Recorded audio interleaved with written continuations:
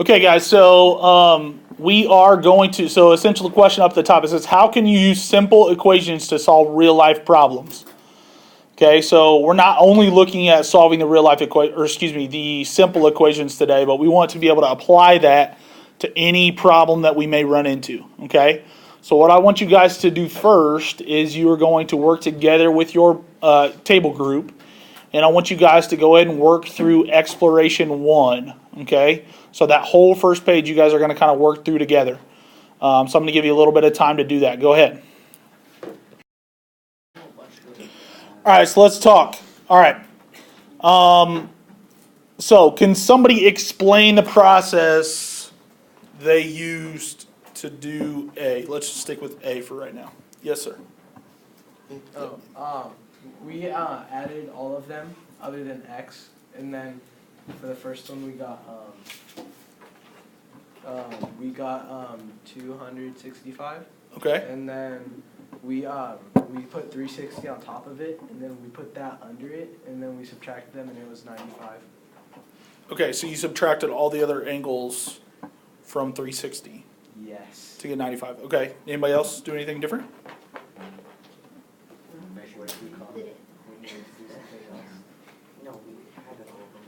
Did anybody set up an equation? Yeah? Well, like, I got the 265 part, but then I did plus x equals 360. Yeah. Yeah, that's good. That's good. Either of those are good methods, okay? So you can just kind of visually do it from the picture. You can set up something algebraic with an equation. Okay. No, it's just like a different lunch or something. Okay, so essentially what we are going to practice is setting up equations, okay? It's perfect that you have different pathways to get to the same answer, but we're practicing setting up equations, okay? So what did you guys say you set your equations equal to? Well, we added like the three numbers and then just plus X, same thing, so you did And you made them equal to what? 360. 360. So in every equation, we're always going to have some kind of total, okay? In this case, we know that all of our sides, so let me zoom in here on A, all of our sides should add up to 360. So we're going to have like 360 equals, and then you said these three sides added up to be 265, right? Okay, so we have 265 for those three angles, plus X for the other angle that we don't know. So I just set up a simple equation, right? Yes. And then how did you solve that simple, wait, what did you do? What's your name, buddy? Sam. Sam, how did you solve yours? We added up all the angles and then subtracted them from 360. Yeah, you subtracted them from 360. So that kind of gives us a hint on how we are solving our equations, right? We're taking this 265 away from the X and away from the 360, and we end up with 95 for X. So this would be 95 degrees, right? So that side, that corner, that angle is 95 degrees. Does that seem reasonable based on the picture? It does seem reasonable. What is a 90-degree angle? Right angle. It's a complete right angle, right? And that looks a little bit, just from looking at it, it looks a little bit bigger than a right angle. So a little bit bigger than 90 would seem reasonable, right? If you got an angle like negative 25, you obviously know angles can't be negative, so that would be bad. If I got an angle like 10, either your picture's off or your number's off, right? Because that wouldn't be reasonable based on what we're looking at for the picture, okay? All right, good. And we kind of communicated our answer by saying the different things that we did. So let's go ahead to page 2 here. Or I guess you guys just kind of have to scroll, right? So our core concept here, opposite operations.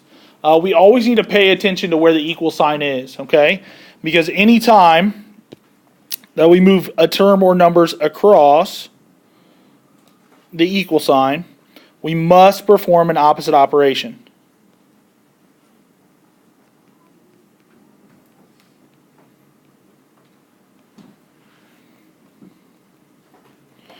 Okay, so anytime we take anything across the equal sign, we must perform an opposite operation.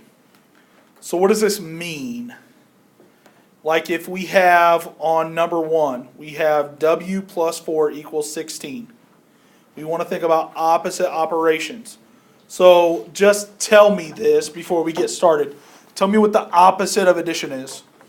It's going to be subtraction, and then the opposite of subtraction is addition, right? What is the opposite of multiplication? It's going to be division, and the opposite of division then is multiplication, right? So those are the simple opposite operations that we're looking at right now. Sometimes they do get a little more complicated with squares and square roots, and some different things like that. But right now we're just going to focus on the core 4, okay? So what I want you guys to do now is go ahead and work through those 9. Try these examples. There are 9, right?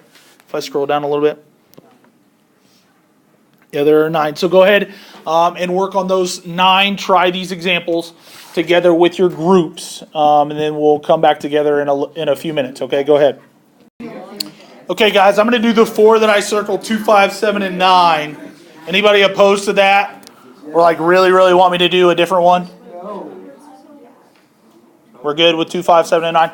Okay, so number 2, I personally like to always identify the equal sign, and you may have seen some of your other teachers do this in the past, but I always personally like to identify equal signs. Okay, so I'll go ahead and put a line down my equal sign so that I know precisely when I'm staying on the same side of the equal sign versus when I'm going across. And I know that may seem, somewhat trivial with these smaller, easier problems, but I promise you, as they get bigger and longer, it's going to be important for us to keep track of that equal sign, okay? So that may be a habit you want to get into. Who knows? So I'm going to subtract 7 to get rid of the positive 7 because that's my opposite operation. So I have x equals, so I have negative 12 and negative 7. Those are same signs. So I'm just going to add them up and get negative 19 there. So x is negative 19 there. On number 5, I put my line down my equal sign. I identify where the variable is. So the variable's on the right-hand side this time. That's okay. I just want to get it by itself. So I'm getting rid of the negative 9 with an opposite operation of adding 9 over to the other side. So negative 2 plus 9 is going to leave me with a positive 7 equals y. So y is 7 there. Any questions on those two? Nope. Okay, number 7. What is 4b? What is that like? It's a multiplication, right? That's 4 times b. So my opposite operation to get rid of the 4 is just to divide by 4 on both sides. And I end up with b equals negative, what's that, 13, I think? 13? Yeah. Okay, b is negative 13. And then I come over here to number 9. N over 2. Anytime you see a fraction, the fraction simply means division. So n over negative 2 is n divided by negative 2. Opposite operation is going to be to multiply by negative 2 on both sides. So these cancel. I'm left with n. Negative 15 times negative 2 is a positive 30, right? Negative times a negative is a positive number there. Okay, any questions there? No? Dang. Okay. All right, so common problem solving strategies. We've already used some of them. Sometimes we can guess and check. On some of these easier ones, guess and check is a very easy one to do. Breaking the problem down into parts. That's what we're going to do when we get into multi-step equations. We're going to break it down into, okay, now we're going to combine like terms. Now we're going to get stuff on the same sides. Now we're going to solve those kinds of things. Verbal. You guys were all speaking through the problems. That is a verbal model to work with. Working backward. That's generally what the solving process is you're working backward. That's what those opposite operations are to get back to drill down to your final answer. Okay, let's look at the next page. So page 3 here tries to get us to that real world application piece. Okay, so let's look at a 4-step problem solving approach. It's very similar to my 3 steps that I talked to you guys about earlier. Understanding the problem. So I need to know, the big part here is what is the unknown and what is being given to me. So that kind of accomplishes the first 2 pieces that I talked to you guys about earlier, right? Knowing what information you're given and what do you need to accomplish, what do you need to know. And from there you're just making a plan and following through with it. So making a plan that is generally, as of now, going to look like writing an equation. Okay? So that you're going to write out an equation that will include that unknown that we didn't know. And then we're going to solve the problem and look back to make sure that our answer makes sense. Okay, so let's look at this example here. It says in the 2012 Olympics, Usain Bolt won the 200-meter dash. So that's a piece of information given to us. He's running 200 meters, and he has a time of 19.32 seconds. Okay, we want to write and solve an equation to find his average speed to the nearest hundredth of a meter per second. What do you guys think? Yep. Would it be 19.32 times x equals 200? You could set it up that way. So 19.32 times x equals 200. So that would be following the model that we looked at earlier where we say we always find a total. So if I have a total of 200 meters and I set that equal to his 19.32 seconds times x, then I would just have to divide by 19.32 on both sides. Sometimes you would say, okay, so if I take the, let's see, would that work that way? Yes, okay. So then I would just, in order to solve my equation, I would just divide by my 19.32. And don't we end up with like 10 something? 10.35? Is that right? I think so. 10.35. And that would be meters per second. That is a fast man. Okay, so covering just over 10 meters every second. Okay, go ahead and do the try these right underneath it. Are there two of them? Yeah. Just do the first one. Actually, no, you go ahead and do two. Go ahead and do both. Okay, so do the two try these down underneath that together with your groups. Go ahead. Okay, so number 10 says a coupon subtracts $17.95 from the price P of a pair of headphones. You pay $71.80 for the headphones using the coupon. Write and solve an equation to find the original price. So original price is what they want us to find. So it is generally a good idea to go ahead and identify a variable. It identifies the variable for us already, right? So P is going to be original price.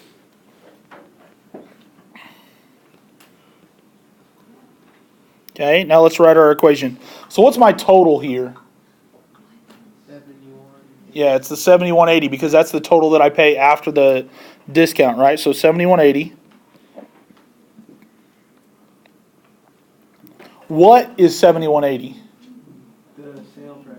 The sale price. So the original price of the headphones, P, take away the coupon, right?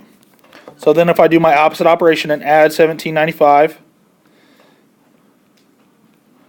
what's the original price of the headphones? $89.75 for P. And that's dollars, right? Always make sure to label your answer. And then let's look back. Does that make sense in our problem? Is it reasonable to think that the original price of these headphones was $89.75? Yeah, it's an expensive pair of headphones, but read back through the problem. It was $71.80 for the headphones after the coupon, right? So if it was $71.80, it makes some sense that it would go up from there up to like $89, okay?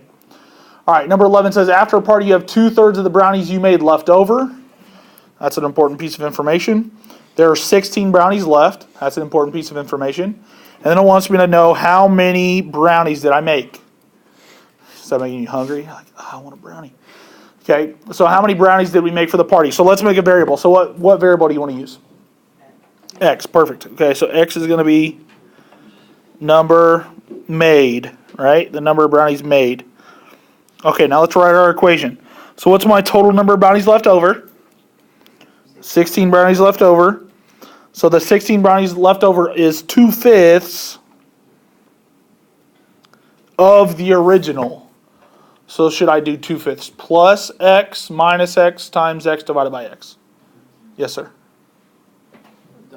Times. Times X, right? So 2/5 times X. So I'm just going to do 2/5 X. So then my opposite operation is to divide by 2/5. Remember, dividing by a fraction is just multiplying by the reciprocal. Don't let me throw you for a loop here. I'm just multiplying by the reciprocal here, which is the same as dividing by the fraction, or dividing by a fraction. So you can wimp out and use decimals, or you can refresh yourself on how to multiply a fraction times a whole number. Just remember you have to multiply the tops and divide by the bottom. So if we do that, multiply the top. So it's 5 times 16. 80. 80. And then 80 divided by the bottom. So 80 divided by 2 would be 40. So I'd have 40 equals x. So that means you made 40 brownies.